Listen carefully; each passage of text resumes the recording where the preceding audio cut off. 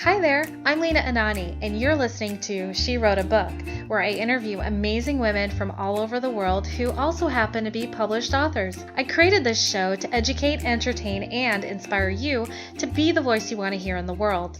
Now let's get started. You are listening to episode number 104 of She Wrote a Book, and today I'm interviewing Michele PW, author of the book LoveBased Copywriting System, a step-by-step process to master writing copy that attracts, inspires, and invites. This book is designed to be a copywriting course in a book. You'll get detailed step-by-step teachings of everything from headlines to features and benefits to presenting your offer and more. By the end of the book, you've got your copy created. Michele PW is the best-selling author of love-based copywriting books that teach how to write copy that attracts, inspires, and invites. The owner of Creative Concepts and Copywriting LLC. Again, her book is called Love-Based Copywriting System, a step-by-step process to master writing copy that attracts, inspires, and invites. You can find the link to purchase her book in our show notes for this episode at SheWroteABook.com/104. So, Michele, it is such a pleasure to have you as a guest today. I can't wait to dive into your book. My first question for you is this: what inspired you to write and publish this specific book? So people for years have been telling me to write a copywriting book. And just to be really clear, right, when I talk about copyright, I'm not talking about protecting your intellectual property or putting a copyright on something. It's writing promotional materials. And and what I especially focus on is direct response copy, which actually is kind of the key for this whole make money in your sleep and automating your sales and stuff like that, because the copy itself is what people are responding to. So those are emails that you click on a link and you go to a sales page, or you're scrolling down forever on a sales letter going, how much does this thing cost, and does anybody read these things? That's what I do. And the reason why as an entrepreneur you want that is because it kind of will do the selling for you. So you don't have to go out and do all the attracting people and connecting with them and building a relationship and then finally selling them, because you're never going to really grow that way.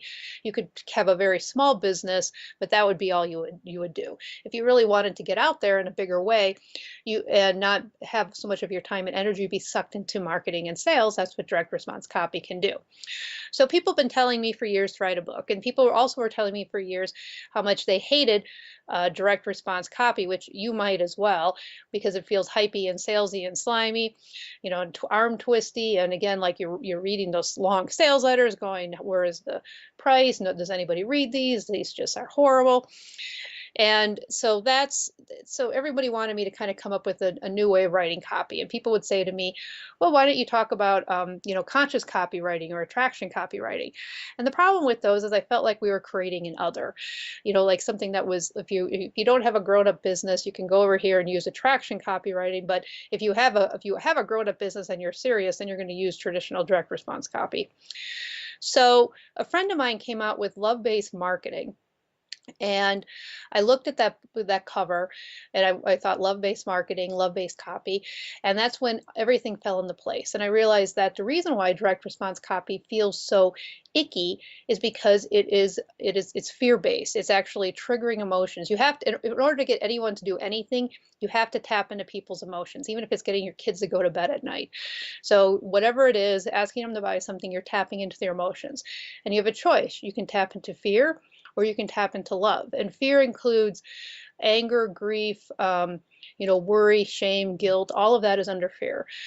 So when you tap into fear, then things feel icky, as you know. I mean, it works, but it feels icky. But you don't have to tap into fear. You can tap into love, and it can still work, and you leave all that icky feelings behind. So that's why I ended up writing the book, and that kind of started this whole love-based business series, where the first two books are the love-based copywriting. I love it. I love that this is all love-based. I'm a copywriting nerd. I love this stuff.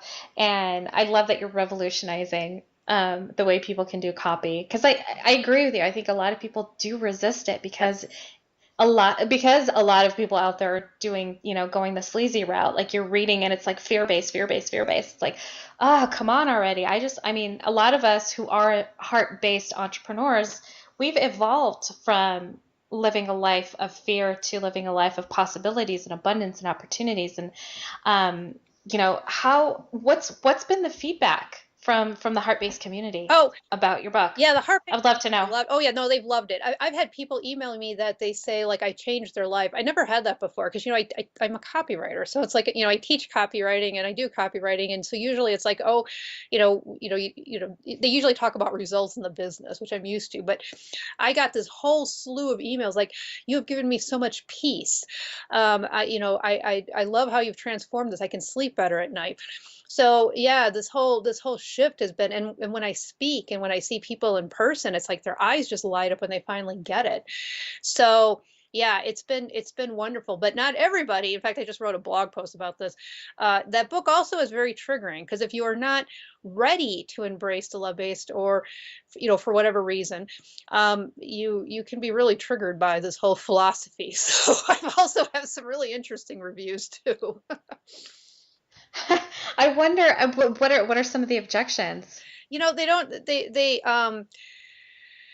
their objections. So some of the reviews are like, okay, so I don't have any scientific proof, and then they start saying that this is not like, if you want a real book on copywriting, go buy one of Dan Kennedy's books, which obviously if you're attracted to my kind of writing, you're not. I mean, I love Dan Kennedy, don't get me wrong, I learned from Dan Kennedy, and then I took what I learned and came up with sort of an alternative. So it's clear, it's like, and then they really, what they really do is that there's not any real objection, except they usually end up attacking me as a writer. So it's sort of interesting. So it's like they're either so triggered that they can't really think of anything else. So then they end up saying that this is badly written and they could have been written in 3 pages, and I don't know. So Well, Michelle, let me take this opportunity then to congratulate you because having haters is a sign of success. well, thank you. I like that. It's true. It's great. I love that. No, clearly they're just, hate mongers that are leaving feedback that doesn't make sense because like you said, your book doesn't create another or the other version of copywriting. It's taking traditional copywriting concepts, but it's almost as if you're just translating it into a language that the heart-based community can understand. Exactly. Well, and if you don't like the hypey and salesy, because what you are doing is when you sell via fear, you're sort of creating the same dynamic is when you trigger any kind of fear-based emotions in people. So what happens? People will go take a drink, or they'll comfort eat, or maybe they'll even start an argument or gossip. There's all sorts of ways that we kind of get rid of the fear-based emotions if we don't feel like feeling them, which is the way you're supposed to get rid of them. And in the case of the fear-based selling, what you're triggering is you're getting people to buy the product. So instead of taking a drink, they're buying your product, and that's how they're kind of getting rid of the emotions instead of just sitting with the emotion and feeling it, which of course emotions just want to be felt. Once you feel them, they move up through you and go away. So, but nobody's doing this. I set it up and it sounds so horrible. Nobody's doing this consciously. Well, maybe a few people are. The people who are teaching this are coming from a space of love as well, because to them this works, and quit worrying about it. So I don't agree with their approach, but just because I don't agree with their approach doesn't mean that they're wrong for doing it, because they're actually trying to save you time and energy from doing this. So I always have to kind of correct as well, because I'm not trying to necessarily throw everybody under the bus there. It's just that this is another way to look at it that can work just as well. And the other thing about it is it can be better for your brand. Awesome. Very excellent points. Who is your book, or who is the ideal reader for your book? Anybody who's really who is resisting marketing or copy. My third book that just came out is LoveBased Online Marketing, which is taking this to I'm continuing this whole thing. So anybody who says I hate marketing, or I'm not good at marketing, or I hate copy, anything that you're resisting it, that you're not doing it, you don't like it, you don't like reading about it, you think all marketers are con artists, if any of these thoughts are going through your head, that's what these books really are for, because I really am breaking down why you feel that way, and here's an alternative way to do it, and then how to actually do this alternative way, because really I think everybody can love marketing. And in the online marketing book, that's exactly what I talk about, is how you can love your marketing as much as your marketing can love you. So really it can all be based on a foundation that's a lot more sustainable than simply just, do it even if you hate it. And it'll just do it anyways. So I love it. I'm looking at your book cover, and a lot of people don't realize that copywriting isn't just words; it's also design, layout, font, and all this great stuff. And I love how simple your book cover is, but it still puts out the message of what your book is about. Like I love that. There is no image, there's no graphic. The only graphic there is a heart shape O and love-based. I love it. Tell me a little bit more about your thinking behind creating this book cover. My very talented designer named Erin Freestaden is the one who did it. I don't know how to do any, it was funny because when I first got the cover, my first thought was, oh my God, there's no graphic on it. So then I had to like kind of sit with that. And then when I came back, I realized you're right. I mean, it is so brilliant, as the simplicity around that. And just having the heart, and so I agree. So she's done a great job. She also did my novel covers too. She's very talented. Awesome. Great. So Michele, what do you love most about being an author? This is what I'm supposed to do. So it's just taken me a while to get here. I taught myself to read when I was 3 years old because I wanted to write books so badly. So it's been one of those things I've been hiding. And I didn't really realize I was even hiding, but I've had, I was basically hiding behind my clients, and I wasn't getting my own voice out around the books. So that's really I think that's what's been the best about this, is that I feel like I'm finally doing what I'm, one big part of what I'm supposed to be doing, which is getting books out there in the world.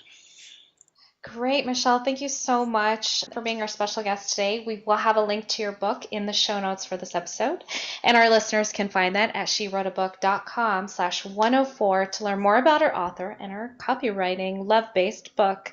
So thanks again, Michele. It's been a pleasure. Thank you. Thank you for listening to She Wrote a Book. If you enjoyed this episode, then subscribe now so you can automatically get access to all new episodes, and feel free to share your inspired thoughts with us in the comments too. I'd love to hear from you. Until then, may you always feel good and make magic.